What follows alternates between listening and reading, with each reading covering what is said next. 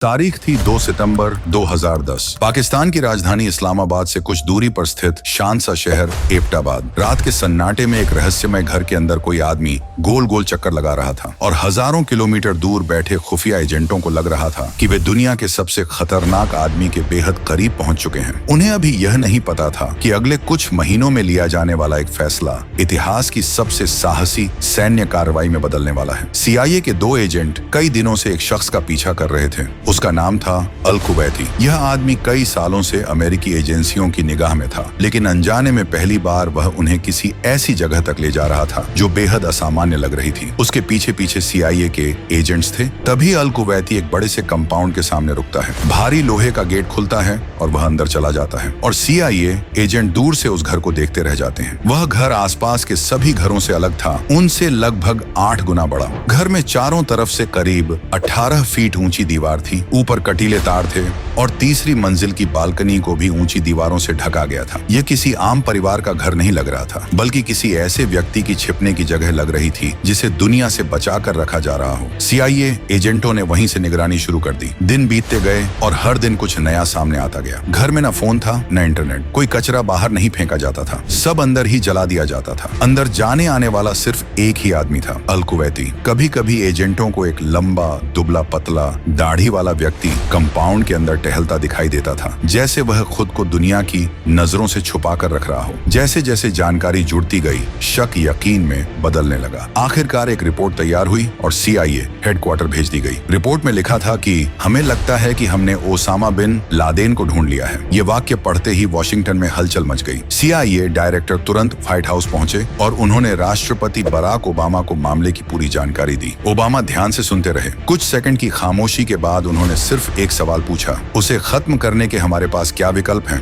उसके बाद CIA chief ने ओबामा के सामने 2 विकल्प सामने रखे। पहला हवाई हमला और दूसरा कमांडो ऑपरेशन। कुछ दिनों बाद एक उच्च स्तरीय बैठक हुई जिसमें सेना और खुफिया एजेंसियों के वरिष्ठ अधिकारी मौजूद थे। एयर स्ट्राइक का विचार जल्दी ही खारिज कर दिया गया, क्योंकि उसमें यह साबित करना मुश्किल होता कि लादेन वास्तव में मारा गया है। अब सिर्फ एक रास्ता बचा था, कमांडो रेड। लेकिन यह आसान नहीं था। एबटाबाद पाकिस्तान की मिलिट्री एकेडमी के बेहद करीब था। बिना अनुमति वहां अमेरिकी सैनिक भेजना युद्ध जैसी स्थिति पैदा कर सकता था। यह फैक्ट सामने आते ही कमरे में सन्नाटा छा गया। हर कोई जानता था कि यह मिशन बेहद खतरनाक हो सकता है। लेकिन तभी राष्ट्रपति ओबामा ने चुप्पी तोड़ी। उन्होंने शांत लेकिन दृढ़ आवाज में कहा, हमें यह जोखिम लेना होगा। कमांडोज को हर संभव बैकअप दिया जाएगा, लेकिन एक बात साफ है कि वे सभी सुरक्षित वापस आने चाहिए। यही वह क्षण था जब इतिहास की सबसे गुप्त और साहसी सैन्य कार्रवाई की नींव रखी गई। एक ऐसा ऑपरेशन जो दुनिया को यह बताने वाला था कि 10 साल की तलाश आखिरकार खत्म होने वाली है। हेलीकॉप्टर के ब्लेड की आवाज अंधेरी रात को चीर रही थी और उसी आवाज के साथ इतिहास का सबसे खुफिया बदला अपने आखिरी चरण में प्रवेश कर चुका था। कुछ ही मिनटों में यह तय होने वाला था कि 10 साल की तलाश खत्म होगी या दुनिया की सबसे खतरनाक रेड नाकाम हो जाएगी। और यहीं से अमेरिका के सबसे साहसी सैन्य मिशन की असली शुरुआत होती है। इस ऑपरेशन को नाम दिया गया ऑपरेशन नेपच्यून स्पीयर। निर्णय होते ही अमेरिकी नेवी की सबसे खुफिया यूनिट सील टीम 6 के 24 चुनिंदा कमांडोज को तैयार किया गया। ये वही सैनिक थे जिन्हें केवल तब जगाया जाता था जब मिशन लगभग असंभव हो। बंधकों को बचाना, दुश्मन के इलाके में घुसकर खुफिया कार्रवाई करना और दुनिया के सबसे खतरनाक आतंकियों को खत्म करना, यही उनका काम था। CIA से मिली जानकारी के आधार पर अमेरिका में एक गुप्त ट्रेनिंग साइट पर लादेन के एबटाबाद वाले कंपाउंड की हुबहू कॉपी बनाई गई। दिन रात उसी नकली कंपाउंड पर अभ्यास होता रहा। हर दरवाजा, हर सीढ़ी, हर दीवार याद कर ली गई। कमांडोज को पता था कि असली मिशन में गलती की कोई गुंजाइश नहीं होगी। कुछ हफ्तों की तैयारी के बाद ये सैनिक अफगानिस्तान के लिए रवाना हो गए। 2 मई 2011 की रात अफगानिस्तान के बगराम एयरबेस पर अंतिम मिशन ब्रीफिंग शुरू हुई। कमरे में सन्नाटा था। सब जानते थे कि यह सिर्फ एक ऑपरेशन नहीं, बल्कि 9/11 में खोए हजारों लोगों के लिए न्याय की कोशिश थी। ब्रीफिंग खत्म होते ही कमांडोज अपने अत्याधुनिक हथियार उठाते हैं, नाइट विजन गॉगल्स पहनते हैं और बाहर खड़े 2 काले ब्लैक हॉक हेलीकॉप्टरों की ओर बढ़ते हैं। इन हेलीकॉप्टर को खास तौर पर इस मिशन के लिए मॉडिफाई किया गया था ताकि वे रडार से लगभग अदृश्य रहे।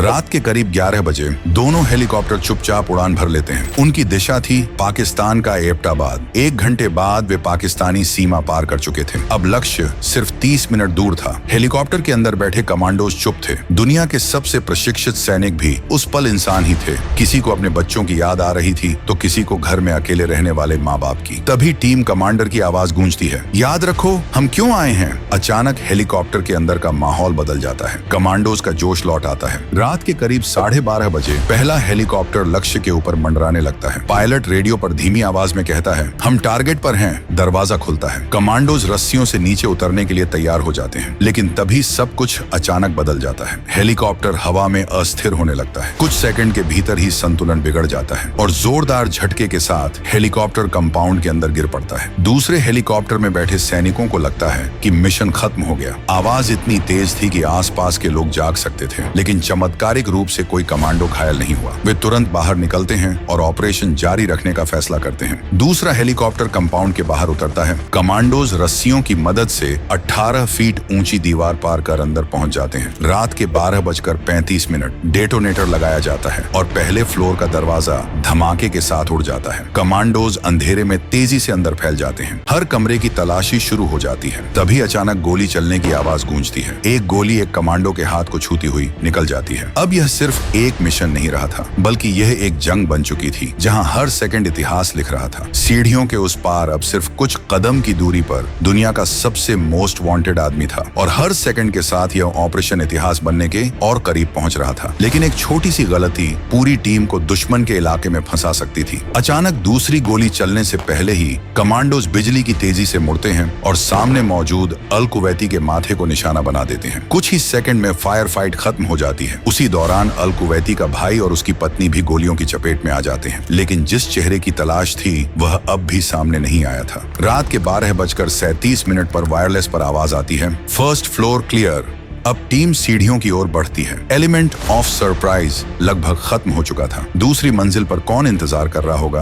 किसी को नहीं पता था। हर कदम के साथ खतरा बढ़ रहा था। जैसे ही कमांडो सेकंड फ्लोर पर पहुंचते हैं तो सामने अचानक एक युवक दिखाई देता है। उसके हाथ में AK-47 थी और उसका चेहरा गुस्से से भरा हुआ था। वह ओसामा बिन लादेन का बेटा था। उसकी आंखों में साफ लिखा था, आगे बढ़ना है तो मुझसे होकर गुजरना होगा। लेकिन कमांडोज का मिशन रुकने वाला नहीं था। कुछ ही पलों में गोलियां चलती हैं और रास्ता साफ हो जाता है। 12:39 वायरलेस फिर से गूंजता है, सेकंड फ्लोर क्लियर। अब आखिरी सीढ़ियां बची थी। थर्ड फ्लोर वही जगह जहां लादेन के होने की सबसे ज्यादा संभावना थी। सीढ़ियां चढ़ते हुए एक डर सभी के मन में था कि कहीं वह फिर से बचकर निकल न गया हो। 10 साल से वह अमेरिका की एजेंसियों से हमेशा एक कदम आगे ही रहा था। कमांडोज तीसरी मंजिल पर पहुंचते हैं और सामने का दृश्य उम्मीद से बिल्कुल अलग होता है। कमरे की खिड़की के पास एक लंबा दुबला आदमी खड़ा था। उसके हाथ में कोई हथियार नहीं था। वह बाहर झांक रहा था, जैसे शोर का कारण समझने की कोशिश कर रहा हो। वह ओसामा बिन लादेन था। कमांडोज प्रतिक्रिया करने में एक पल भी नहीं गंवाते। गोली चलती है और उसके कंधे में लगती है। लादेन कमरे के अंदर गिर पड़ता है। अगले ही सेकंड कमांडोज कमरे में घुस जाते हैं। जिस व्यक्ति ने वर्षों तक दुनिया को डराया था वह अब कमरे में इधर उधर छिपने की कोशिश कर रहा था। घबराहट में वह अपनी पत्नियों में से एक के पीछे खड़ा हो जाता है। लेकिन उस रात कमांडोज किसी भी जोखिम के लिए तैयार थे।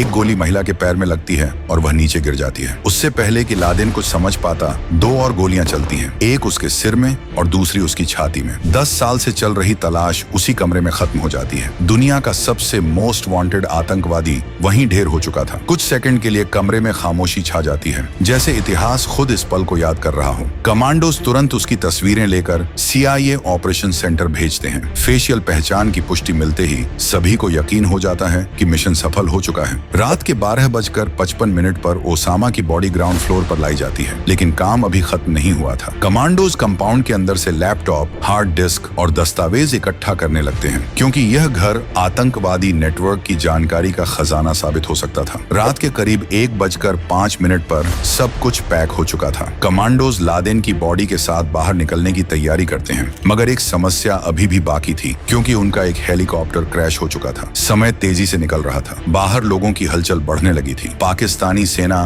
किसी भी वक्त पहुंच सकती थी। तभी 1:08 पर अचानक आसमान में गूंज सुनाई देती है। कमांडोज ऊपर देखते सकते हैं। अंधेरे आसमान से हेलीकॉप्टर उतरते दिखाई देते हैं, जैसे आखिरी पल में मदद पहुंच गई हो। उस पल सभी को एहसास होता है कि इतिहास का यह सबसे जोखिम भरा मिशन अब सचमुच खत्म होने जा रहा है। अंधेरी रात में उड़ता हेलीकॉप्टर अब सिर्फ एक मिशन नहीं, बल्कि इतिहास के सबसे लंबे शिकार के अंत को अपने साथ लेकर लौट रहा था। कुछ मिनट पहले तक जो जगह गोलियों और धमाकों से गूंज रही थी, अब वहां सिर्फ टूटे हुए कंपाउंड की खामोशी बची थी और दुनिया का सबसे मोस्ट वांटेड नाम अब एक निर्जीव शरीर बन चुका था। कमांडोज तेजी से चिनूक हेलीकॉप्टर की ओर बढ़ते हैं, लेकिन उड़ान भरने से पहले एक अहम काम बाकी था। जो ब्लैक हॉक हेलीकॉप्टर कंपाउंड में क्रैश हुआ था, उसे विस्फोटकों से पूरी तरह नष्ट कर दिया जाता है। कारण साफ था कि उसमें इस्तेमाल की गई स्टेल्थ तकनीक किसी भी हालत में दूसरे देशों के हाथ नहीं लगनी चाहिए। कुछ ही क्षण बाद हेलीकॉप्टर आसमान में उठता है। अब मिशन खत्म होने की राहत धीरे धीरे कमांडोज के चेहरों पर दिखाई देने लगती है। घंटों से दबा तनाव ढीला पड़ता है और कई सैनिकों की आंखों में खुशी और थकान एक साथ झलकती है। 10 साल से चल रही तलाश का अंत उन्होंने अपनी आंखों से देखा था। उधर व्हाइट हाउस में भी यह खबर पहुंच चुकी थी। ऑपरेशन कंट्रोल रूम में बैठे ओबामा और दूसरे अधिकारी स्क्रीन पर हर अपडेट देख रहे थे। अमेरिका के लिए यह सिर्फ एक सैन्य सफलता नहीं थी, बल्कि ये उन हजारों परिवारों के लिए न्याय का पल था जिन्होंने अपने प्रियजनों को खोया था। रात के 2:53 पर हेलीकॉप्टर अफगानिस्तान के बगराम एयरबेस पर उतरते हैं। सबसे पहले लादेन के डीएनए सैंपल लिए जाते हैं और जांच के लिए भेजे जाते हैं। कुछ ही समय में पुष्टि हो जाती है कि दुनिया का सबसे कुख्यात आतंकी अब जीवित नहीं है। सुबह 8:35 पर पूरी दुनिया की नजरें टीवी स्क्रीन पर थीं। अमेरिकी राष्ट्रपति बराक ओबामा व्हाइट हाउस से अमेरिका को संबोधित करते हैं। उन्होंने घोषणा की कि एक विशेष सैन्य कार्रवाई में अल कायदा के नेता ओसामा बिन लादेन को मार गिराया गया है। ये घोषणा सुनते ही अमेरिका के कई शहरों में लोग सड़कों पर निकल आए। 10 साल पुराने घावों को पहली बार कुछ राहत मिली, लेकिन ऑपरेशन का एक अंतिम और संवेदनशील चरण अभी बाकी था कि लादेन की लाश के साथ क्या किया जाए। कोई भी देश उसे अपने यहाँ दफनाने के लिए तैयार नहीं था। आखिरकार अमेरिका ने फैसला किया कि धार्मिक परंपराओं का सम्मान करते हुए उसे समुद्र में दफनाया जाएगा। 24 घंटे के भीतर सफेद कपड़े में लपेटकर लादेन की लाश को अंतरराष्ट्रीय जल क्षेत्र में समुद्र में डाल दिया गया। इस तरह दुनिया के सबसे बड़े आतंकवादी शिकार का औपचारिक अंत हो गया। लेकिन एक बड़ा सवाल अभी भी बाकी था। क्या लादेन की मौत के साथ आतंकवाद खत्म हो गया? इसका जवाब पूरी तरह हाँ भी नहीं था और ना भी नहीं था। अल कायदा को भारी झटका जरूर लगा। कई देशों में उसके नेटवर्क कमजोर पड़े और हमलों में गिरावट आई। फंडिंग और रणनीतिक नेतृत्व दोनों पर असर पड़ा। सबसे बड़ा असर मनोवैज्ञानिक था। जिस व्यक्ति को कई चरमपंथी एक प्रतीक मानते थे, उसके खत्म होने से संगठन का आत्मविश्वास टूट गया। लेकिन कहानी का एक दूसरा पहलू भी सामने आया। जब दुनिया को पता चला कि लादेन पाकिस्तान के एबटाबाद में छिपा हुआ था और वह जगह इस्लामाबाद से ज्यादा दूर नहीं थी, तो पाकिस्तान की भूमिका पर सवाल उठने लगे। पाकिस्तान ने हमेशा कहा कि उन्हें इसकी जानकारी नहीं थी। हालांकि कुछ पत्रकारों और पूर्व अधिकारियों के बयानों में अलग अलग दावे सामने आए,